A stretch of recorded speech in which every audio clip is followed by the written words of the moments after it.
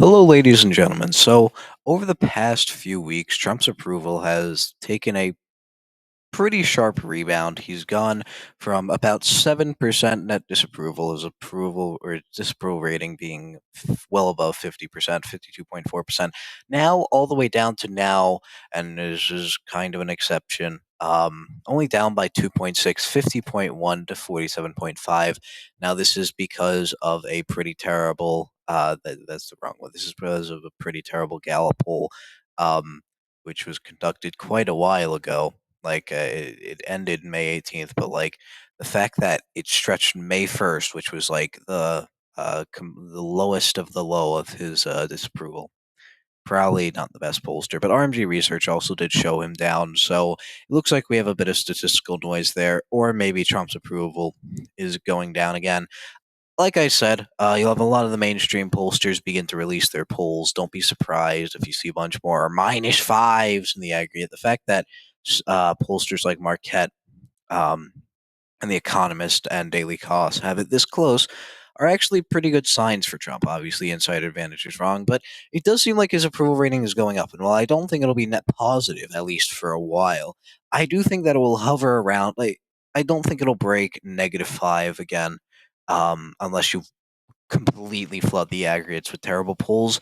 So it feeds to the narrative that, like, perhaps Trump isn't actually as unpopular as he's made out to be. You had a bunch of pollsters around the 100-day mark be like, oh my God, he's down by 19, guys. Look, he's so unpopular. Down by 13, down by 14. Like, those were always bullshit. And I think most people knew them, but like, nonstop, the media narrative was a most unpopular president ever. And then once all that stopped, his approval rating quietly rebounded.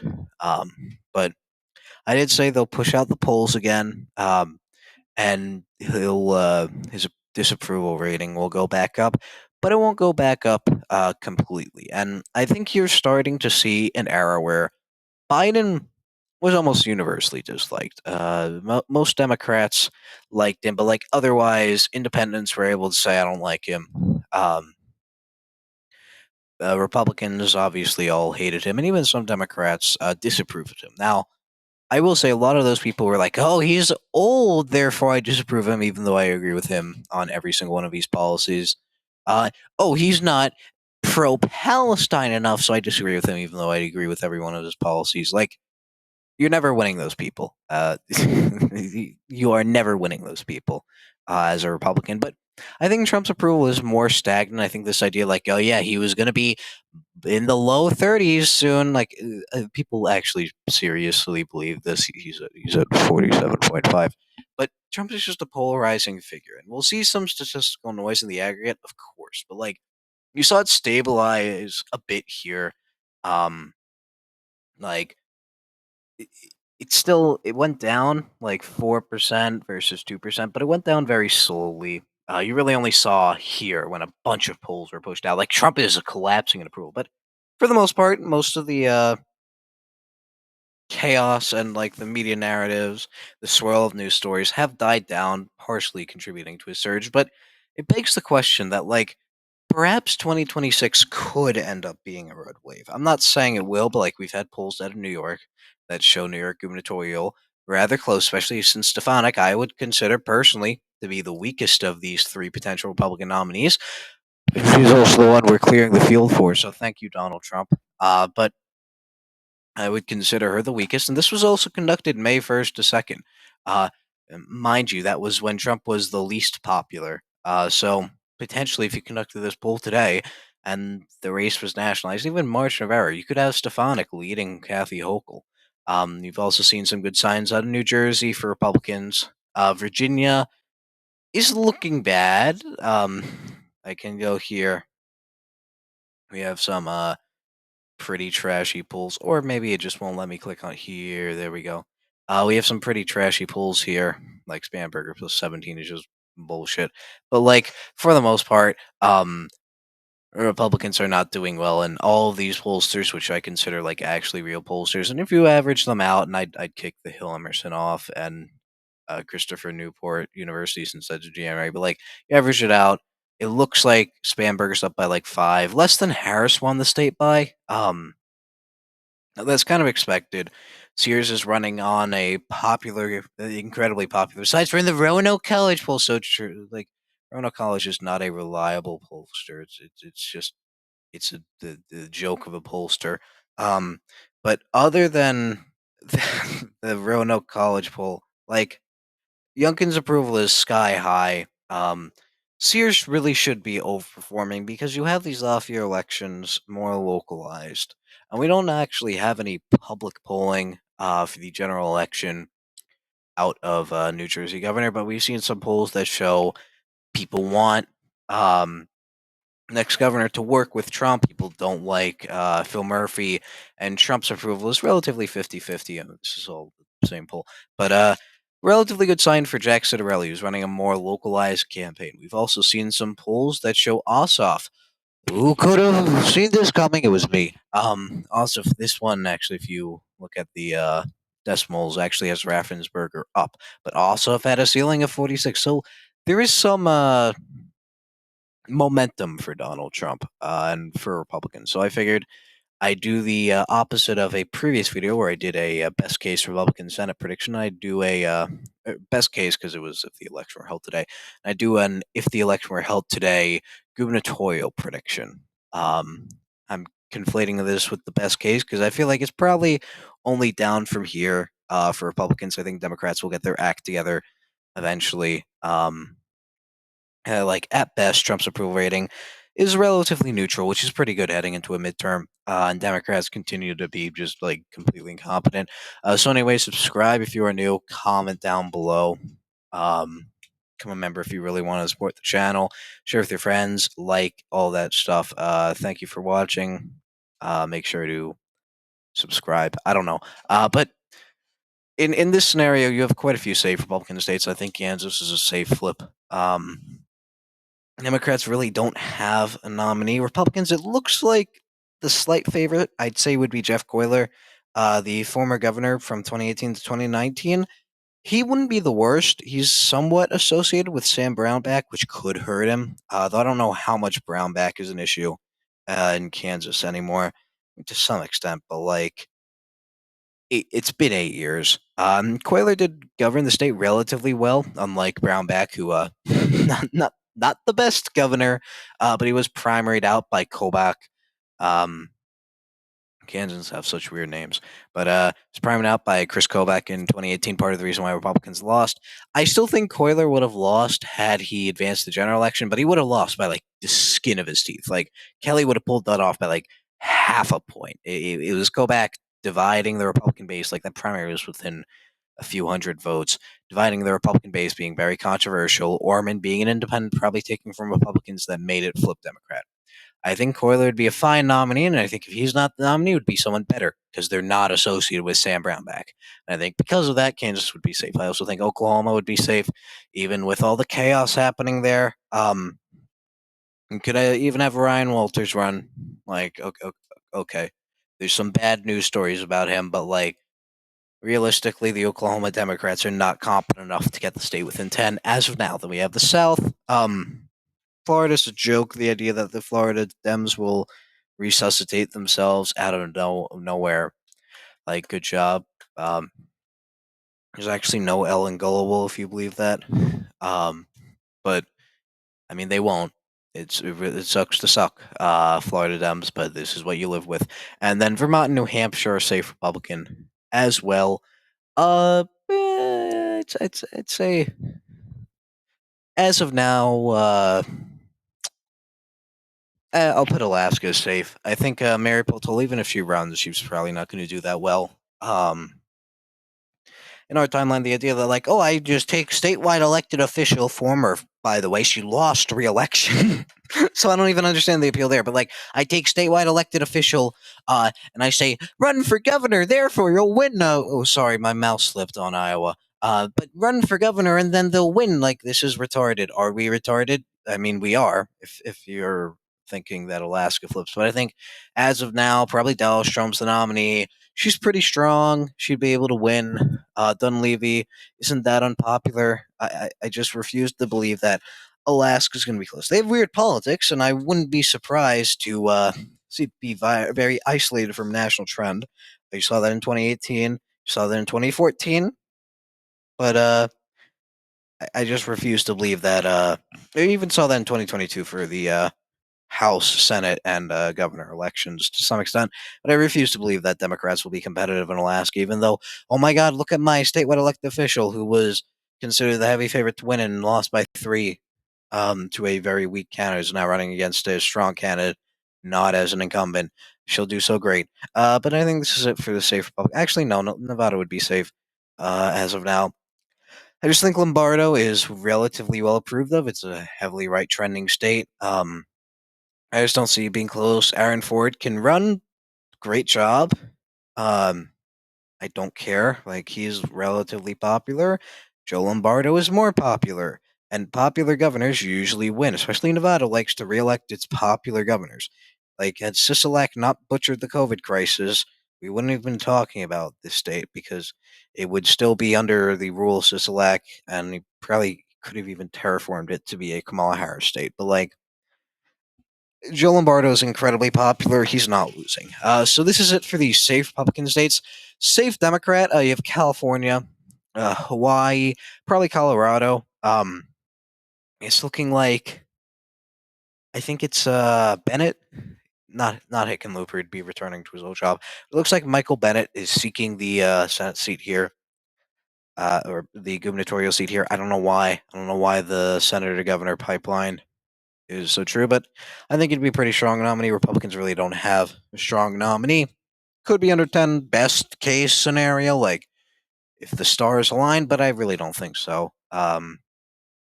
As of now, Maryland, Westmore, Massachusetts, Rhode Island, and Connecticut, kind of competitive in even in 2018, not really in 2022, but like I guess best case could be Republicans just don't have a good nominee in either one. So I just don't think you'll do well in either. So this is the gubernatorial map. It's looking a little bit bad for Democrats. 16-7, not where you want to be.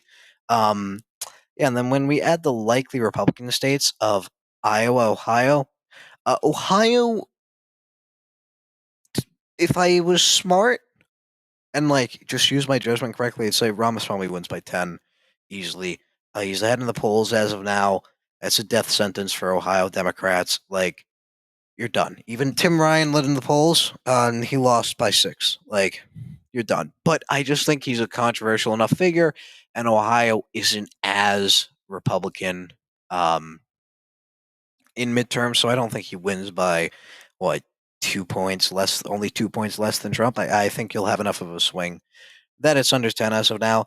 And Iowa, if Rob Sand running, he's an okay nominee, statewide elected official. For some reason, Missouri didn't end up flipping in 2020 when Democrats tried the same strategy. In fact, they underperformed Joe Biden's margin with a statewide elected official. But I think Rob Sand could be an okay nominee. It looks like Feenstra could potentially be the nominee out of there. Zach Nunn could even run for it. I think as of now, Republicans are favored. This is a gubernatorial election, which is much higher than state auditor, which he won by 1. By the way, people make it out as like he won in a landslide. He just did better than all the other statewide Democratic officials that got their asses handed to them when they probably should have won by much more because Iowa is a much, much more ancestry Democrat state down ballot to incumbent Democrats who have represented the state for 40 years in a row. But that really didn't matter to Iowa voters. I don't think it'll matter again. I think Rob Sand running for governor is a joke, and I think he loses by 8 if the election were held today. You have to include that as a disclaimer. And I also think Georgia, just because Democratic turnout would be that bad in Atlanta, and like, who are they going to run? The former mayor of Atlanta who didn't run in 2021 because she ran the city into the ground and she would have lost in a Democrat city to another random progressive or slightly more moderate Democrat. Like, wow. Great job, Georgia Democrats. Um, 3 big booms for you. Like, they have no one. Lucy McBath is out. You can run Stacey Abrams. She'd get black turnout. Okay, she'd collapse in the suburbs and lose by a 2022 margin. Like that's the problem. Black voters just wouldn't turn out as of now. And Republicans have a pretty good state. Some statewide elected officials. We'll have to see which ones run for Senate, which ones run for governor. Um, both of them should be relatively competitive, but I think most people agree that governor is leaning Republican. I think the election were held today. Republicans win it by like 5 to 6%. Um, yeah, I think that's fair. Likely Democrat would be Oregon. Oregon usually is close. In these gubernatorial elections, I think 2022 was closer than expected in 2018. They actually had a gubernatorial election in 2016. Weirdly enough, special elections. It's like one of the only states to do that. I think the only one that's done it recently is West Virginia, and that was like 2011. But 2016, it was kind of close. 2014, I think it was close, but like Oregon really doesn't like their governors every once in a while. They kind of have seemed to settle on one that they like in Tina Kotek. She's not like insanely popular, but she's not also detested by every living, breathing soul in the entire state. So I think she'll be fine, but it's narrowly under 10 if the election is held today. Same thing with New Mexico. You have Deb Haaland, pretty strong candidate for Democrats running. Um, she's crisscrossing the state. Republicans have. I honestly don't know who. Um, I honestly would support Yvette Herro running for governor just so it keeps her away from the actually competitive race, which is the New Mexico second. But like New Mexico Republicans just don't have a bench. Deb Haaland's a phenomenal nominee. I think as of now, you'd see Democrat turnout not be the best, and a lot of independents would break evenly, if not maybe slightly, for Republicans. So you would see the state end up narrowly under 10. Same thing with Illinois. I think J.B. Pritzker actually could face a semi-competitive election. As of now, I just think that he's very unpopular. He has not run the state well. People underestimate how right trending the state is because of places like Cook County, which in a midterm, if the election were held today, where Democrats are demoralized, guess where turnout would go down the most? Cook County. And I think you'd see rural areas, Republicans do relatively well enough with turnout. And the suburbs really wouldn't like Pritzker, so I think it'd be under 10 there. Same thing with Pennsylvania. Shapiro's a strong candidate. We have yet to see whether he's a paper tiger or not. He really only won in 2022 because of Mastriano. He was still would have won either ways. I think Wolf was popular enough that his successor would have won, but he didn't. He won by like 15 because of Mastriano. Now he's incredibly popular. Does that carry over? Is it more of a localized election? Maybe, maybe not. I mean, it's really the only thing on the ballot. If there was a Senate race on the ballot, I think it'd be a bit more nationalized, but it's the only thing on the ballot, but it is during the 2026 midterm, so we have to wait and see.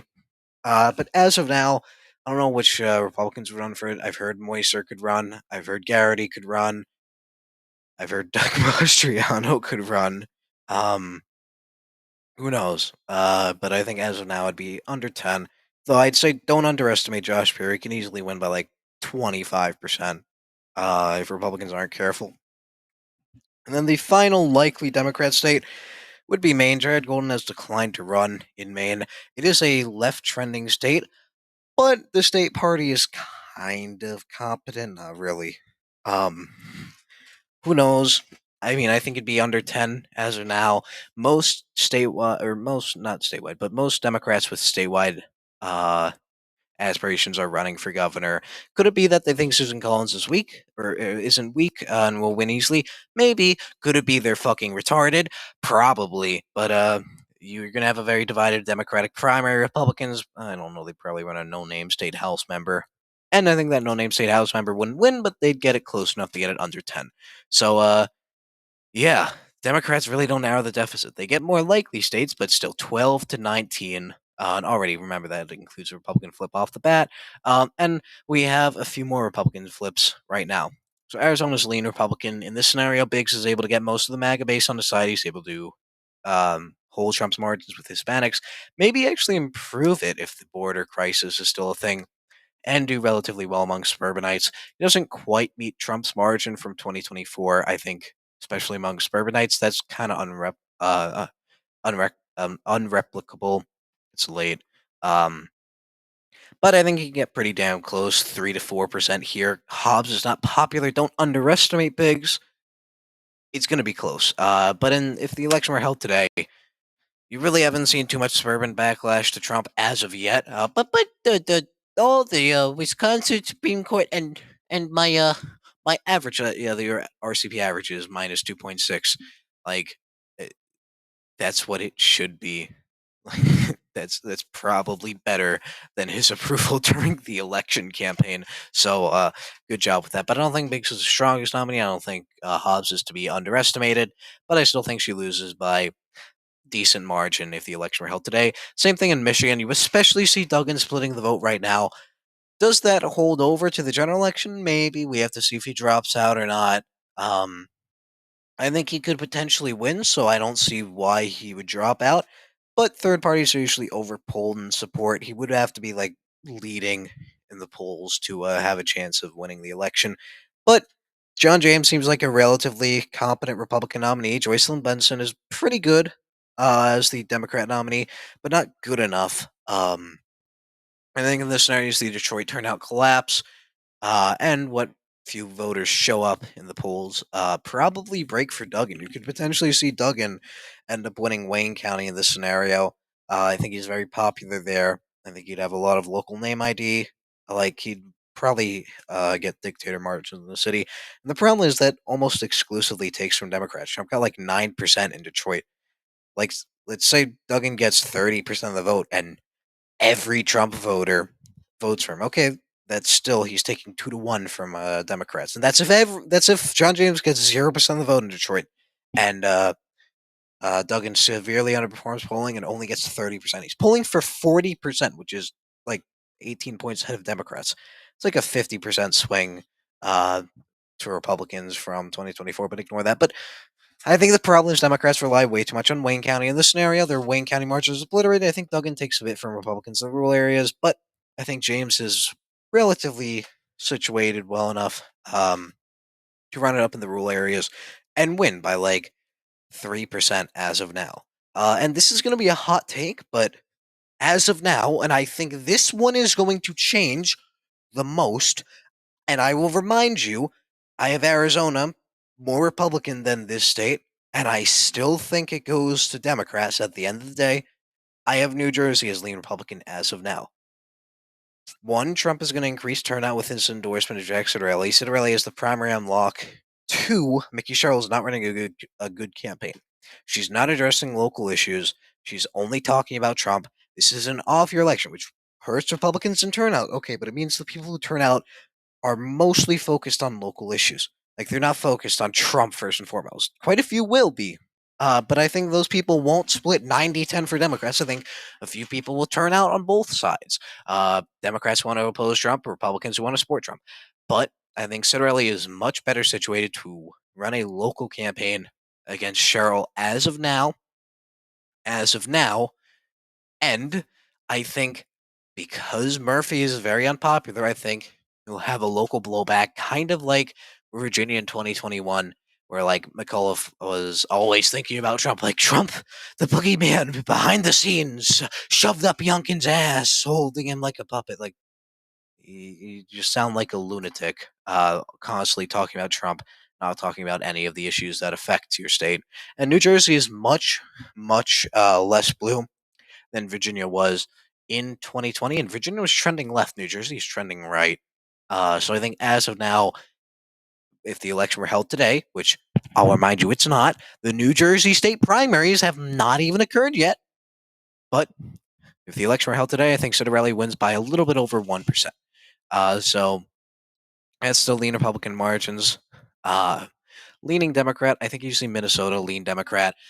Tim Walz, not the strongest candidate. Minnesota is trending not based on a raw calculation, but I think it's trending neutral. Probably long term going to be good for Republicans. I think in this scenario, Tim Walz doesn't do good in suburbia, and the rural areas shift a little bit more right. That's kind of how they're normally shifting. It'll be different than the presidential election where you have the VP home state boost. I'm not saying that Tim Walz only wins by one. I think it's more of a 4 to 5 point margin, but that's around in line with 2024, which with factors working both for and against him, I think is more than fair. I'd also put Virginia in this category. Like I said, Sears is not running a good campaign. Spanberger is.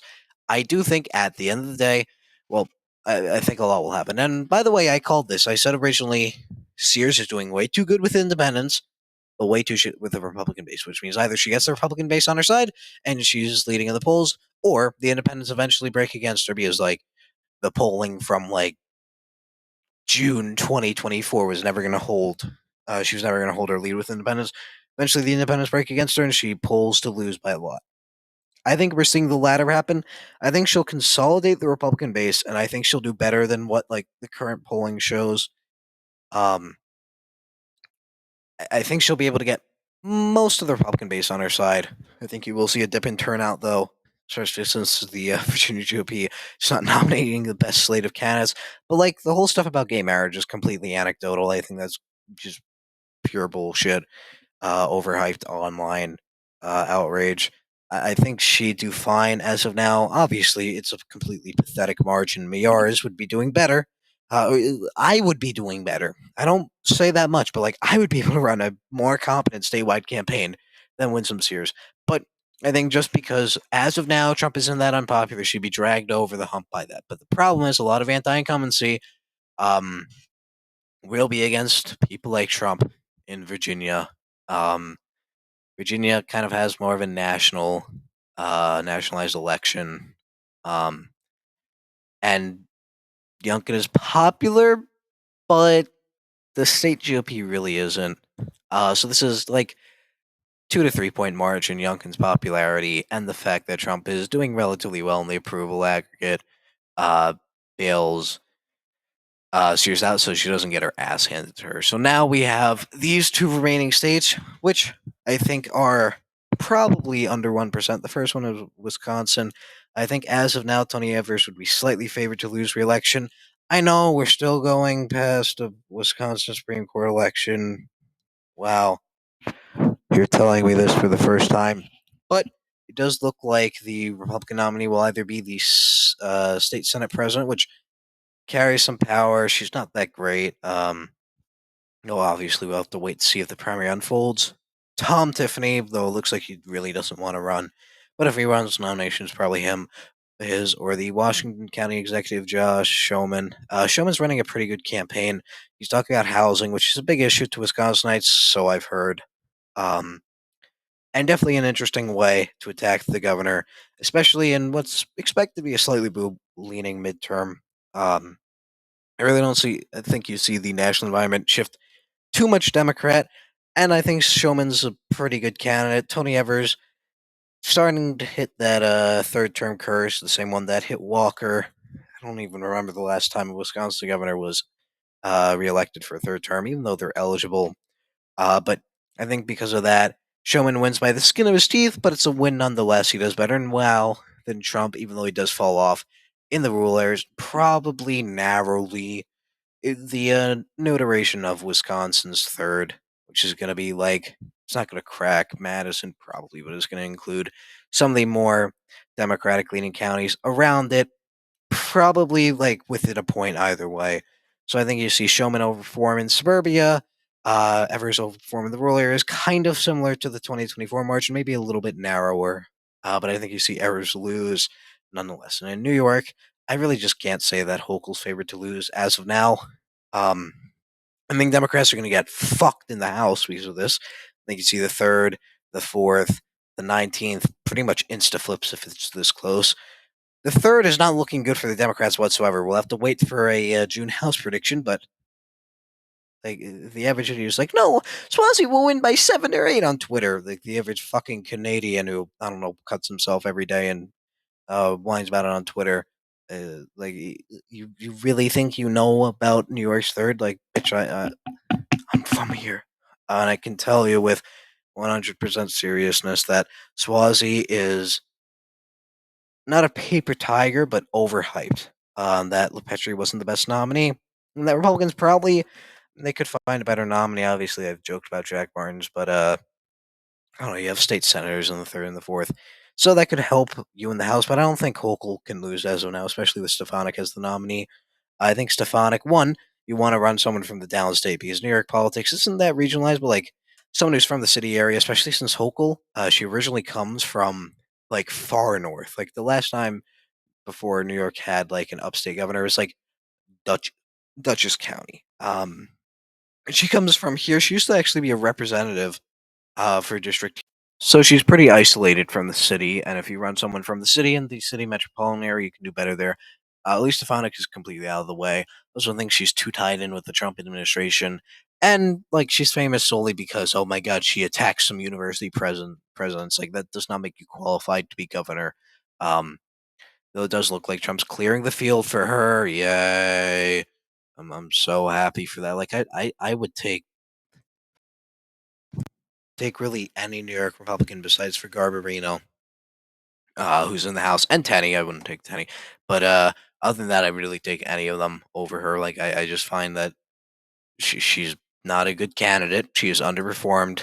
People like Zeldin in her seat by quite a bit. Like she lost Clinton County. That's a Trump county in 2022, and I don't see her doing good statewide. But I think as of now, she get it close because Hochul is very unpopular, and New York is shifting right. Yada yada yada. But yeah, not a great result for Democrats. They end up losing Arizona, Kansas, Wisconsin, Michigan, and New Jersey while flipping Virginia. Um, yeah, a net loss of what is that? One, two, three, four, five minus what? A net loss of four isn't that great. When you factor in population, it's actually even more stark of a loss for Democrats. So, congrats.